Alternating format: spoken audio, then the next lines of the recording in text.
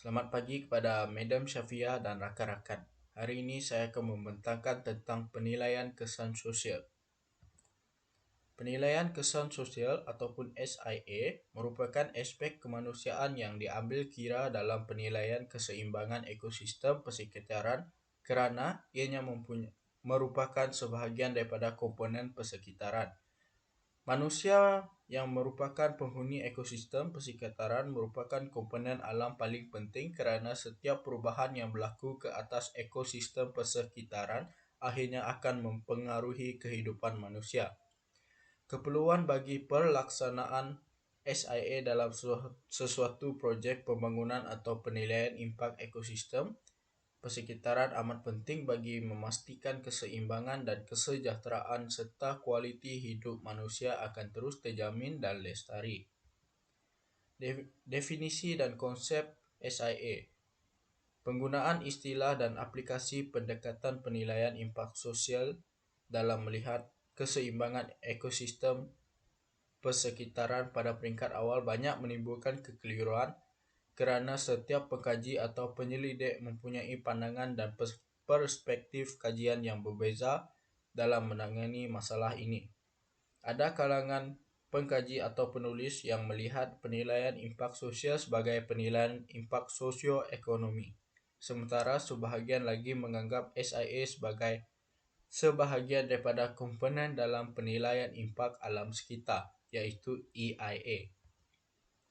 Walau bagaimanapun, ada pengkaji yang tidak setuju dengan pandangan ini kerana mereka beranggapan bahawa SIA merupakan aspek yang perlu dilihat secara berasingan daripada EIA kerana kehadiran atau penilaian SIA sebagai sebahagian daripada komponen dalam EIA dilihat sebagai satu penilaian yang terbatas dan terhad kepada penyelesaian yang tertentu sahaja. Pembincangan SIA dalam penyediaan EIA dilihat amat cetek dan terbatas. Ia tidak dapat menggambarkan keseluruhan kualiti hidup manusia yang terlibat dengan projek pembangunan yang melalui proses EIA dalam mencapai kesejahteraan ekosistem persekitaran secara umumnya. Seterusnya ialah menurut Wolf 1974, SIA merupakan satu proses menganggar dan menilai keadaan sesuatu masyarakat apabila ia disusun dan diubah oleh penggunaan teknologi yang berskala besar. Manakala Bowles 1981 menyatakan SIA sebagai sesuatu penilaian bersistematik terhadap impak ke atas kualiti hidup harian penduduk dan masyarakat apabila persekitaran mereka dikesani oleh pembangunan atau perubahan dasar berlaku. Definisi sebenar SIA umumnya tidak ada yang tepat dan betul kerana setiap pengkaji mempunyai pandangan dan perspektif yang berbeza.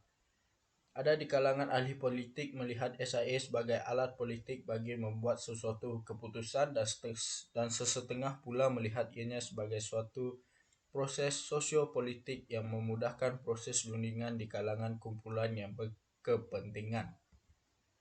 Penilaian impak persekitaran dan sosial secara dasarnya saling berkongsi ciri iaitu satu pendekatan proaktif.